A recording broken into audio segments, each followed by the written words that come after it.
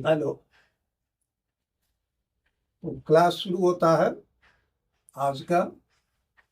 आज सबसे पहले ओएमआर शीट पर 3 नंबर के प्रश्न पढ़ेंगे। तीनों एक एक नंबर के, पर्यायवाची, समास और अलंकार। इनमें से एक एक करके आपको बहुत ही कम समय में बहुत बढ़िया समझाने की कोशिश करेंगे। उम्मीद करते हैं कि आप ध्यान से अगर पढ़ेंगे, वीडियो देखेंगे तो निश्चित रूप से पूरा पूरा समझ में आ जाएगा। क्या इसमें सबसे पहले हमको देखना है पर्यायवाची। ये पर्यायवाची इंटर में आप जाएंगे तो इंग्लिश में इसको सिनोनिम्स कहते हैं। ये इंटर में भी आएगा 2 नंबर का। और इसमें आपको याद करना है हवा का पर्यायवाची क्या होता है, बादल का क्या होता है, कमल का क्या होता है, घर का क्या होता है, नदी का, पर्वत का, सूर्य का, चंद्रमा का, पृथ्वी का। इसमें हमारा अपना रोल या किसी भी पढ़ाने वाले का कोई रोल नहीं है। जो कुछ भी रोल है, जो कुछ भी अहमियत है, सारा का सारा आपका है कि कितना अधिक से अधिक शब्दों को याद कर लेते हैं। और इसमें आएगा क्या, जैसे दिया रहेगा 4 विकल्प, उसमें से पूछेगा किसी चीज का। जैसे आप मान लीजिए कमल है,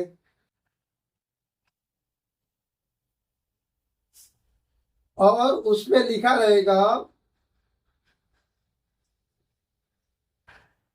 नीरज,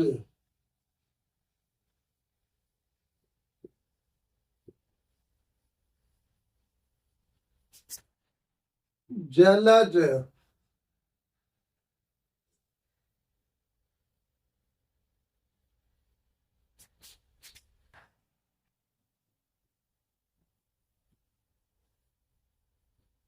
अम्बुज,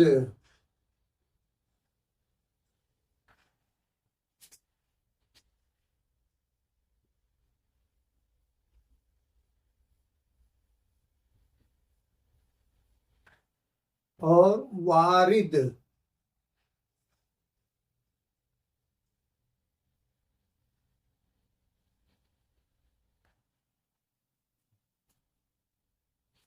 अब इसमें आपका प्रश्न आ जाएगा कि नीचे दिए गए विकल्प में से कमल का पर्यायवाची कौन सा शब्द नहीं है। अब इसमें आपको देखना है कि नीरज, जलज, अंबुज और वारिद में से किसके किसके माने कमल होता है। याद रखिएगा, जल के पर्यायवाची में जैसे यहाँ जल लिखा हुआ है, ये जल का जल है, इसमें ज जोड़ देंगे तो कमल हो जाएगा। उसी तरह से नीर, नीर माने भी पानी होता है, इसमें ज जोड़ दिया आपने, ये भी कमल का पर्यायवाची है। इसमें भी ज दिखाई दे रहा, अम्बु माने भी जल होता है। तो इस तरह से ये 3 जब कमल के पर्यायवाची हो गए तो इसमें पूछ रहा है कि कौन सा नहीं है। तो आप विकल्प 4 के सामने जो गोला होगा उसको आप ब्लैक कर देंगे, उसको आप इस तरह से पूरा पूरा वो कर देंगे कि इसमें बिल्कुल कहीं से दिखाई न दे।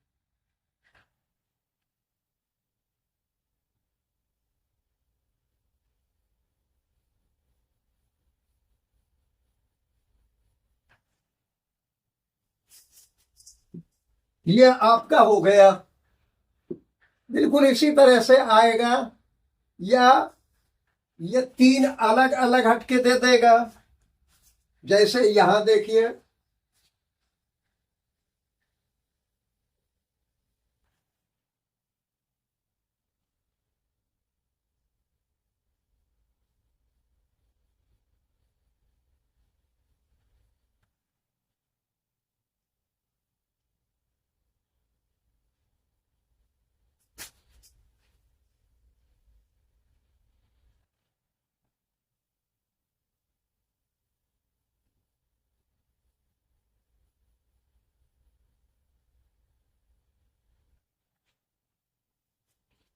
इसमें दे देगा इसमें कौन सा कमल का पर्यायवाची है, कौन सा कमल का पर्यायवाची है।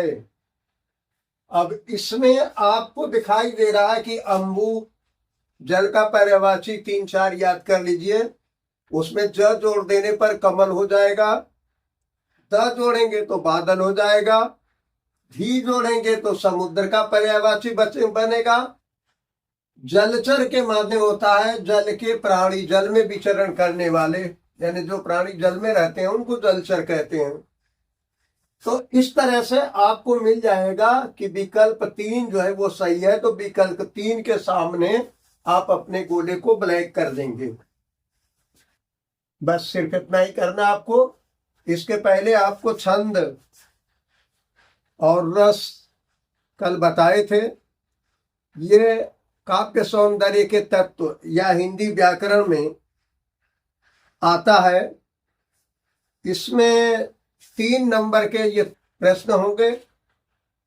अब उसके बाद 1 नंबर का प्रश्न समास, या देखिए लिखा हुआ समास 1 नंबर का आएगा। समास के 6 भेद होते हैं, आपके कोर्स में 4 भेद हैं। द्वंद्व समास, द्विगु समास, कर्मधारय समास और बहुव्रीहि समास। इन समासों में से हेलो हेलो वालेकुम सलाम भाई, हम क्लास ले रहे हैं इस वक्त। ठीक है, ठीक है।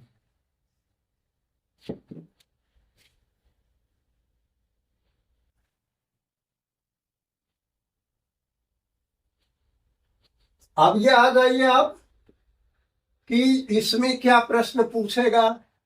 4 समास पढ़ना आपको, सिर्फ 1 समास 1 नंबर का ये प्रश्न आएगा OMR शीट पर, इसको भी हल करना है। अब इसमें पूछेगा चारों समास को पहले समझ लीजिए। द्वंद्व समास में लिखा यह दोनों पद प्रधान। अब दोनों पद प्रधान का मतलब क्या है, इस तरह से दिया रहेगा, माता पिता, दिन रात, जड़ चेतन, अमीर गरीब, राजा रंग, पति पत्नी, राम लक्ष्मण, सीता राम वगैरह वगैरह, दोनों एक दूसरे से बिल्कुल इंडिपेंडेंट हो, उसको कहेंगे हम कि ये द्वंद्व समास है। इसके बीच में एक योजक चिन्ह होगा, छोटा सा डैश होगा, हिंदी में इसको योजक चिन्ह कहते हैं। ये और का प्रतिनिधित्व करता है। इसको जब तोड़ेंगे, इसका विग्रह करेंगे तो आएगा राम, माता और पिता, दिन और रात, जड़ और चेतन। हमारे ख्याल से आप समझ जाएंगे। एक तो यही दे देगा कि दोनों पद प्रधान किस समास में होते हैं, ये चारों हर हाल में लिखा रहेगा। आप अगर जानेंगे कि दोनों पद प्रधान, द्वंद्व का मतलब ही होता है दोनों, दो, तो दोनों पद प्रधान जहां होंगे वो द्वंद्व समास होगा। उसके बाद दूसरा है द्विगु समास। इसमें लिखा है कि पहला पद संख्यावाचक विशेषण, संख्यावाचक विशेषण। अब वो न्यूमरल ऑब्जेक्टिव होगा। उसमें देखिए लिखा है 3 उदाहरण, त्रिभुवन, दोपहर, चौराहा। इसमें त्रिभुवन में देखिए त्रि माने 3, ये गिनती है। दोपहर मिड डे जिसको आप कहते हैं, 12 बजे दो का समय, दो दिन में। और यह है चौराहा, जहां 4 रास्ते मिलते हैं। तो इस तरह से इनमें ये जो संख्या आई है पहले, इनको कहेंगे कि ये द्विगु समास है। अब ये दो हमारे ख्याल से आपके समझ में आ गया होगा। इसमें पूछ देगा कि संख्यावाचक विशेषण किस समास में होता है, वो आपको बता दिया हमने, द्विगु। अब आगे देखते हैं हम तीसरे और चौथे में क्या है। तीसरे समास में है कर्मधारय। इसमें लिखा हुआ है कि इसमें विशेषण और विशेष्य होगा, यानी एडजेक्टिव और नाउन होगा। और यह लिखा उपमेय और उपमान होगा, जो अर्थालंकार में बहुत से जगह पर उपमेय और उपमान आप जानते हैं, अभी बताएंगे भी अलंकार में। इसमें लिखा है सुपुत्र। अब देखिए यह पुत्र है, पुत्र के पहले यानी संज्ञा के पहले जो शब्द लगता है उसी को एडजेक्टिव कहते हैं, विशेषण कहते हैं। पुत्र कैसा है, उसकी विशेषता क्या है? बहुत अच्छा, नेक है, सज्जन है, माता पिता का भक्त है। नील गगन, गगन है आकाश, आकाश का रंग कैसा है? नीला है, ये रंग भी है। यहां लिखा है घन श्याम। अब यहां देखिए उपमेय उपमान है।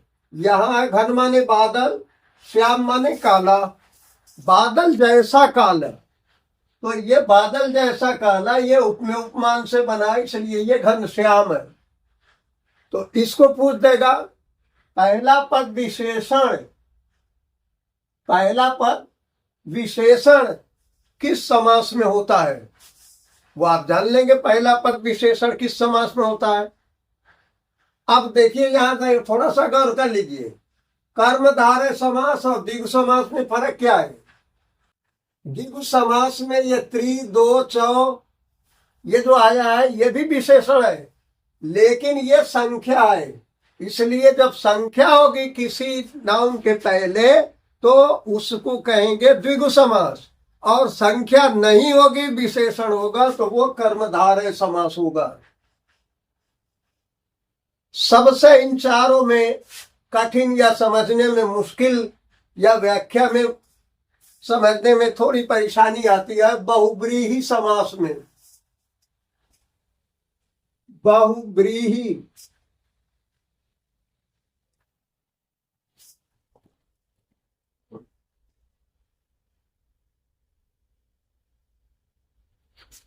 इस बहुब्रीहि में एक तो लिखने में ही मुश्किल, दूसरे यहां लिखा अन्य पद प्रधान। अन्य पद प्रधान यानी दो पद होते हैं समास में, तो इसमें लिखा है कि अन्य पद प्रधान होगा, न पहला होगा न दूसरा होगा, न पहला होगा न दूसरा होगा, तीसरा होता नहीं तो होगा कौन? वही तीसरा पद, यानी उसका एक अर्थ विशेष लेना पड़ेगा। जैसे यहां देखिए लिखा है गजानन, अगर इसका संधि विच्छेद करेंगे आपको पता होगा तो ये होगा गज धन आनन।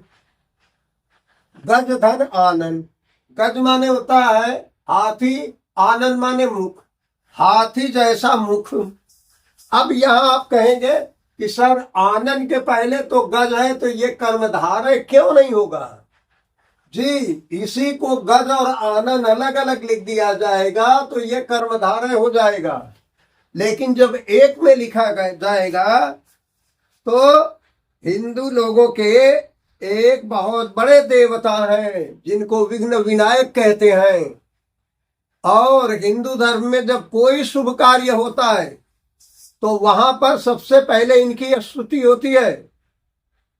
गजाननम भूत गणाधिसेवितम कपित्थ जम्बू फल चारु भक्षणम उमासुतम शोक विनाशकारकम नमामि विघ्नेश्वर पाद पंकजम। ये सबसे पहले हिंदू धर्म में किसी भी शुभ कार्य में इनका नाम लिया जाता है, और ये शंकर जी के पुत्र हैं जिनको कहते हैं गणेश जी। इनका एक नाम गजानन भी है, इसलिए इनका मुख जो है वो हाथी का मुख है। उसी तरह से ये है चंद्रशेखर। आप कहें जी के सर शेखर तो नाम है, शेखर के पहले अगर ये संज्ञा है, ये विशेषण है, तो ये कर्मधारय क्यों नहीं होगा? ये भी गजानन की तरह कर्मधारय होगा अगर चंद्र और शेखर अलग अलग हम लिखते हैं।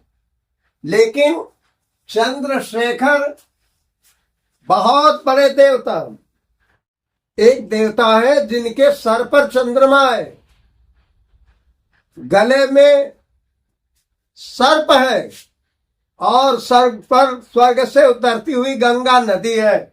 आप समझ गए होंगे शायद हम किस देवता की बात कर रहे हैं। वो है महेश या शंकर जी। गजानन के पिताजी। उसी तरह से है दशानन।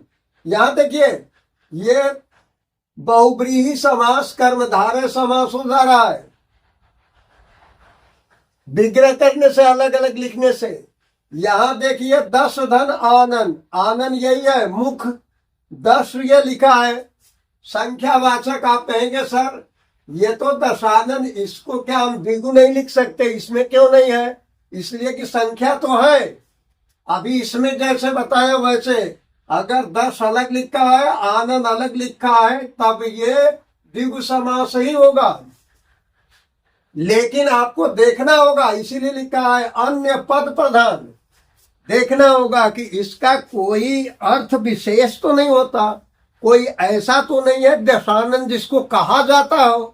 अगर ऐसा है तो इसको पहले लेंगे, इसलिए कि फरिश्तों का, देवी देवताओं का महत्व तो हमसे आपसे ज्यादा है, या और कोई किसी के अंदर विशेष गुण है, विशेष लक्षण है, तो उसको उस लक्षण से जाना जाता है। अब आप जानते होंगे कि एक व्यक्ति है जिसके 10 सर हैं, उस 10 सर वाले का नाम क्या है? लंकापति रावण। रावण के 10 सिर हैं। इसलिए आपको ये देखना है कि दशानन जो है वो 10 है मुख जिसके। अब इसमें आ जाएगा कि 10 है मुख जिसके में समास होगा, ये बहुब्रीहि समास सबसे वैसे ही होगा। हाथी जैसा मुख है जिसका, चंद्रमा है शिखर पर जिसके। इस तरह से ये आपके समास चारों पूरे हुए।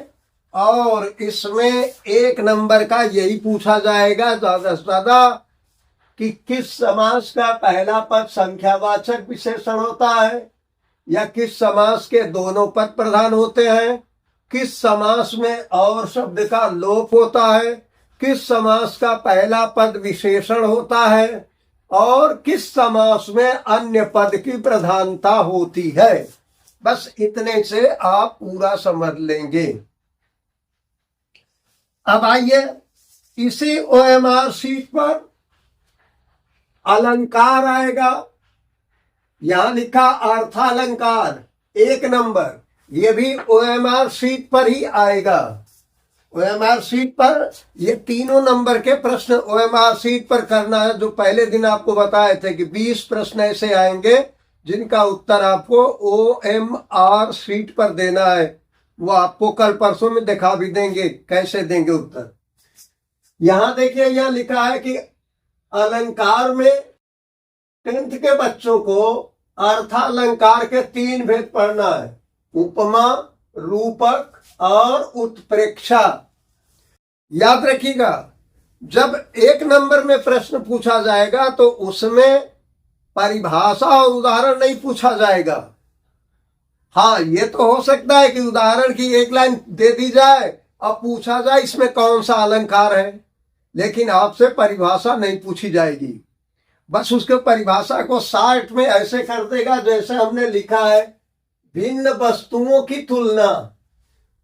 उपमा अलंकार में जहां दुहुन की देखिए शोभा बनत समान, जहां 2 भिन्न वस्तुओं की शोभा समानता दिखाई जाए वहां पर उपमा अलंकार होता है। इंटरमीडिएट में अंग्रेजी में इसको कहते हैं फिगर ऑफ स्पीच, सिमिली। और उसके बाद यह है मेटाफर, रूपक। उत्प्रेक्षा अलंकार ये इंटरमीडिएट इंग्लिश में नहीं है। यहां आप देखेंगे लिखा है भिन्न वस्तुओं की तुलना। भिन्न भिन्न नहीं लिखा है, भिन्न सिर्फ लिखा है, यानी 2 चीजें हों, दोनों एक दूसरे से अलग हों। ऐसा नहीं है 2 व्यक्तियों की तुलना की जाए, 2 औरतों की तुलना की जाए, एक आदमी एक औरत की तुलना की जाए, या और भी कोई चीज हो, दोनों एक नहीं हो, दोनों की प्रकृति भिन्न हो। जैसे यहां देखिए उदाहरण इसका लिखा है, सिया मुख, सीता जी का मुख, सीता जी का चेहरा सुंदर। कितना सुंदर है कि ये नहीं मिल पाया कि किसी स्त्री किसी और के साथ इसकी तुलना की जाए। चंद्र समाना, सीता जी का चेहरा चंद्रमा के समान सुंदर है, जिसकी चांदनी अपने आप में विश्व विस्तृत है। अब यहां ये जो समाना शब्द है ये आता है सम, समाना, जैसा, तो ये सब समान, सम, समाना, जैसा, तरह, ये सब शब्द तुलनात्मक शब्द कहे जाते हैं, कंपैरेटिव वर्ड्स। जब ये आएंगे तो ये उपमा अलंकार में ही होता है। ये भी पूछ देगा दो भिन्न वस्तुओं की तुलना किस अलंकार में होती है। ये तीन तो हर एक में रहेंगे, एक कोई और दे देगा तो आपको याद रहेगा, तो जान जाएंगे। उपमा दे देगा, तुलनात्मक शब्दों का प्रयोग किस अलंकार में होता है, उपमा अलंकार में। यहां देखिए रूपक में, रूपक में लिखा है कि उपमा और रूपक में कोई फर्क नहीं है। Metaphor is a condensed simile, यानी उपमा का संक्षिप्त रूपक अलंकार है। इसमें क्या लिखा है, तुलनात्मक शब्द का अभाव। ये समाना हटा दिया जाए, कह दिया जाए सियमुख सुंदर चंद्र, बस ये रूपक अलंकार हो गया। देखिए यहां लिखा हुआ है चरण कमल बंधो हरिराई। इसमें हिंदी में अर्थ करने पर रूपक रूपी शब्द आता है। बंधो हरिराई, श्री कृष्ण जी के चरण, कमल चरण, कमल जैसे चरणों, कमल रूपी चरण, बंदो, वंदना करता हूं, आराधना करता हूं। भक्त जो है वो कृष्ण के प्रति अपनी अनन्य भक्ति को प्रकट करते हुए कहते हैं सूरदास जी, चरण कमल बंदो हरिराई।